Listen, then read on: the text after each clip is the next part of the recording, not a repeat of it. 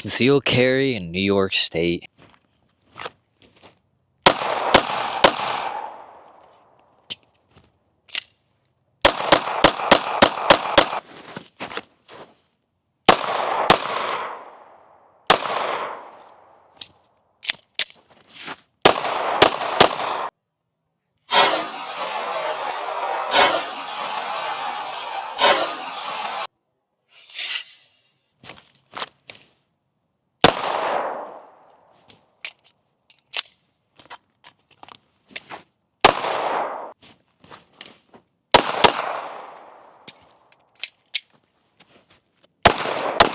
Welcome back, ladies and gentlemen. In this video, we're going to go over concealed carrying of handguns in the state of New York. We're going to test two different types of concealed carry setups that I have. How to legally conceal carry in New York State, what permits you need, nuances of it, do some shooting, go over some other details, and do a little ranting. I brought two different setups here today. One my Glock 19, the other my Glock 48 Gen 5. The Glock 19 Gen 4 is on the left. The Glock 48 Gen 5 is on the right. Two different holsters. The Glock 19 Gen 4 has the Streamlight TLR 1 HLX. I also have a TLR 7 HLX sub for the 48. The reason I'm not using it is because I lost the key that goes into it that locks the rail in place. But let's talk about how is it legal? How do you get into it first? Then we're going to go over the practicalities of each one, and we'll shoot some rounds into our dummy over here. You hear that? Just called you a dummy. What are you gonna do?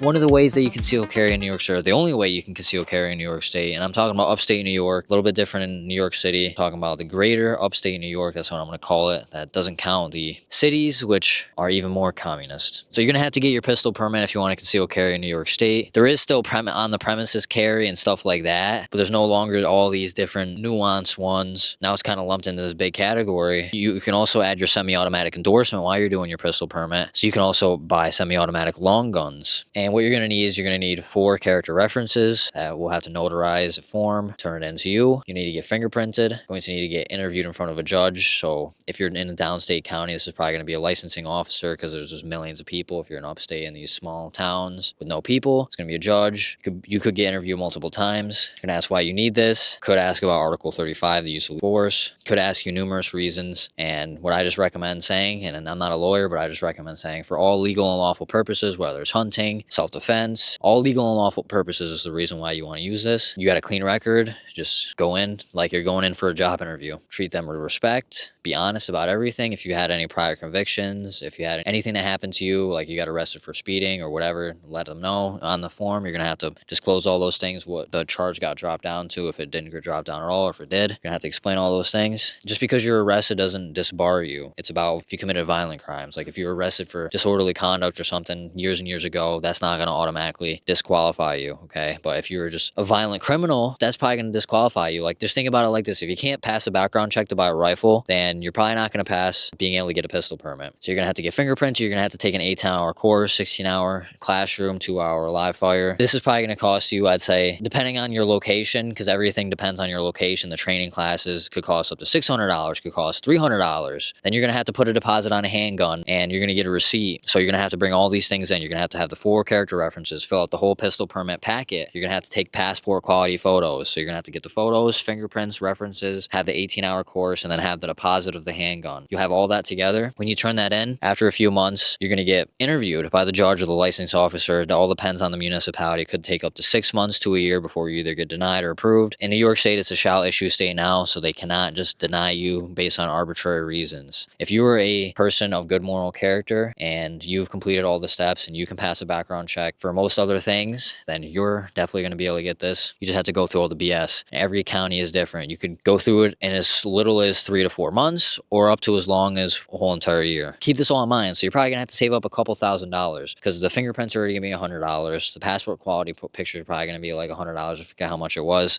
Deposit on the handgun, depending on the gun store, they're going to want a certain amount down, 25% down. I'd say just get a basic gun, to conceal carry, because just to start out. Don't go get your staccato P. Don't put a deposit on a staccato P because you don't even know if you're going to get it unless you're just ballsy, unless you got balls of steel where you just know that you're going to get it no matter what. Or, if you just want to save money, you're not sure, just put a deposit on like a little 22 revolver, like a Heritage Rough Rider $100 revolver. Just put a deposit on that. You only have to put like $50 down for that, because because the gun's only like 129 bucks. I'm not saying conceal carry with that, but they require you to put a deposit on a handgun to even finish the process. So if you get approved, then that'll be your first handgun. But once you got the pistol permit, then you can go buy an actual concealed carry handgun you're going to use. So after we got over that, what do you need to conceal carry? One of the first things you're going to need to conceal carry is a holster. What is a holster? Holster is something that holds your handgun. Okay, every handgun is different. I recommend buying a holster that actually fits your handgun. Don't go with a lot of these universal holsters, right? I know they're coming out with new technologies. Some of these different holsters out there, these newer technologies, they're actually able to fit different types of handguns. Like some of these Glock clones, if you get a Glock holster, a Glock clone might fit into it. Or some of these, you know, I heard the Rapid Duty Force for the Glock could possibly fit one of the Staccatos. There's all these different nuances with that, but I recommend going online, going with a reputable brand. Okay, go with something like Safariland,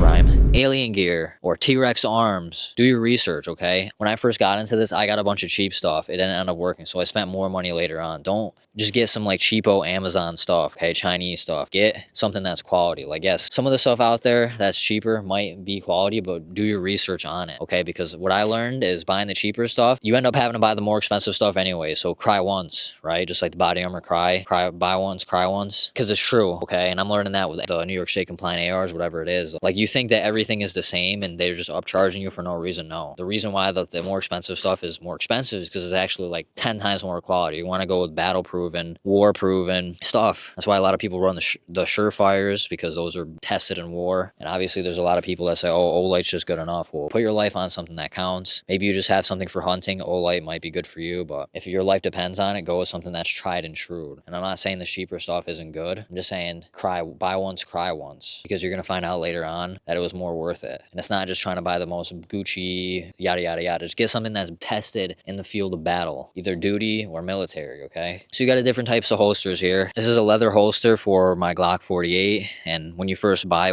like a leather holster, it's going to be really tight at first. You're going to need to break it in. It'll conform to the handgun. Leather holsters is less of a click and more of a...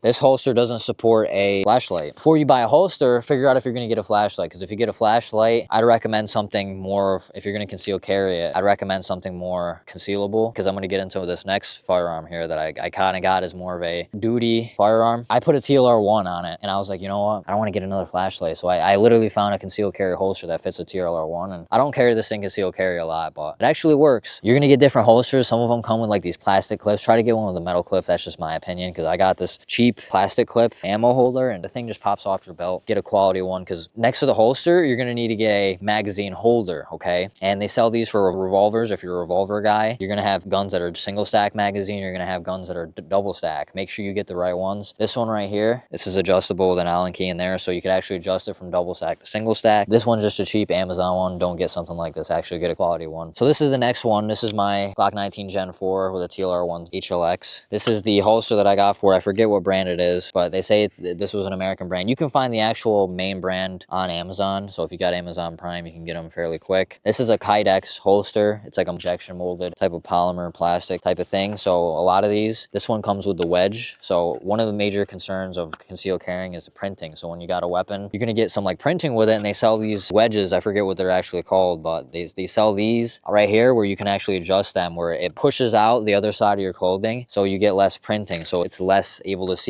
this sticking out. So something like this is going to be a lot harder to conceal carry because of this flashlight. And one of the things with the Kydex too is you might get a little bit of holster wear. Like, I'm realizing me putting it in and out of this holster, the gasket around the actual flashlight is getting worn down. So this is going into inside the waistband carry. What is another form of concealed carry? So another form of concealed carry is actually pretty much just open carrying, but putting a coat around it. So if you got like a duty belt, you got something like that, you can just have your normal like duty stuff on. Like if you're on the range, whatever, your duty and some type of security work or whatever, you're just wearing your normal duty rig, but just wearing a jacket over it. So you just push your jacket away, pull out. I didn't wear any of that today, but that's another way you can conceal carry, is just really just putting a coat over whatever you're normally wearing. I'd recommend going inside the waistband if you're going to be going into any public. And one of the things you got to watch out for is they give you a sheet of all the areas that you're not allowed to go in, all the sensitive areas. So like government buildings, parks, certain areas, things that are pretty much common sense. But some of the things that you might not expect is they say you're not able to carry while there's protests going on. So you can't actually exercise your Second Amendment on top of your First Amendment. So I think that's completely unconstitutional. That's completely BS. And then also using public transportation, you're not allowed to conceal carry. So while you have all these hooligans stabbing people in the neck, like what happened to Irina Zarutska, New York's like, no, you can't conceal carry on the place that you're actually going to want to conceal carry. No, no, no. These people are communist bastards. They don't want you to protect your family and your lives. Well, we got people like Jacob Couch getting their head chopped off, waiting for the bus. And you better stand up and speak out against all this tyranny that's going on here. Enough rant aside. So let's get into shooting this target here. We're going to shoot both of my concealed carry setups. And I forgot to mention is on top of the holster being able to accommodate the flashlight, some of these holsters might not be able to accommodate an optic. So if you end up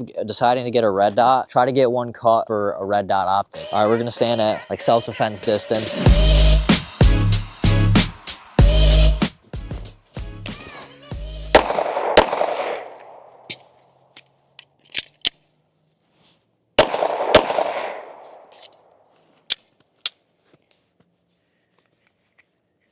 So we just ran a 2-2 from about maybe 5 yards. Shooting a little bit to the left. We still got into the zone we wanted to hit. So let's run a 2-2 tactical reload. So we're gonna have to stow the mag back into our concealed carry. We're gonna pretend we have ammo left over.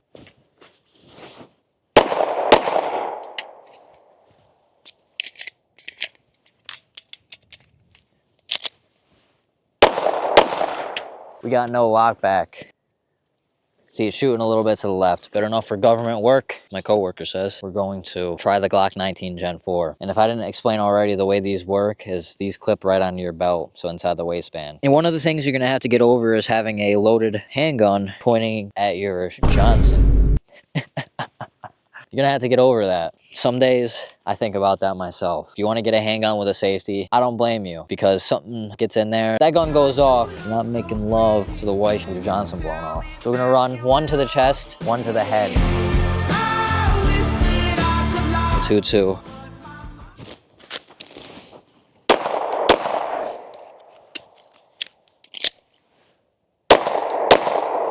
So it looks like I hit the chest good, but I was a little bit to the left. It looks like I hit in the same spot to the left too, so maybe my trigger was off a little bit. See, here's the thing is, you gotta utilize the reset on your handgun, especially when you have a very long type duty trigger like Glocks have. If you don't practice a lot, you can get thrown off a little bit, especially when the farther and farther back you go. And the quicker you try to shoot, if you take your time to squeeze off the rounds, you know, it takes a lot of practice to be able to shoot these handguns quickly and as accurately with the crappier triggers that they got. But obviously you sit there and you squeeze it off because the long trigger pull, you squeeze it off, you're gonna be able to hit good. We'll stand all the way back here. We'll put 2 to the head.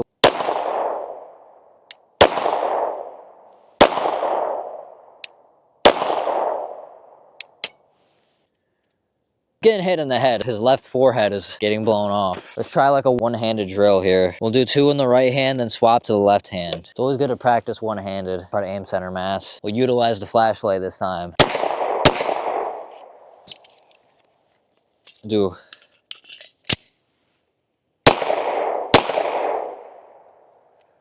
left-handed. So we did a right-hand reload that time. So we had a couple flyers here. So still in the 9. Let's run a mag dump. The rest of the ammo we got here. We'll run 5 and run because I only got 3 more bullets. So I got 8 bullets. So 5 will 1 3 in the last mag. And we'll just try to run it as quick as we can without shooting myself in the Johnson. And that's the thing. Don't try to go faster than you can, especially with live ammo. Practice drive while you're at home. Never put your finger on the trigger before your weapon's presented to the target, because you're going to shoot yourself.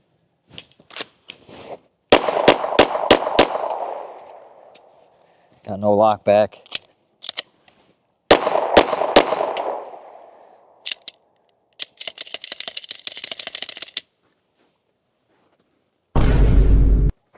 So we had one that almost made it in the 8. Ladies and gentlemen, that's gonna wrap it all up for today. So we went over how to get concealed carry, how to conceal carry, some different setups so you can run. It's very cold out. In the future, we're gonna bring out the whole belts, everything else, have more targets set up, everything, but we're figuring it out, we're learning. If you wanna donate, you can go on the Patreon on my link page. I have a full-time job, so I'm not asking for money, but you know, support the fight, support a fellow New Yorker. But just watching this far is good enough for me. I appreciate you. Leave a like, hit a comment, press subscribe, do all those things. That's greatly appreciated. That's something you can do for free. Share this with a buddy. Ladies and gentlemen, I love you all. Thank you for watching, and I will see you next week.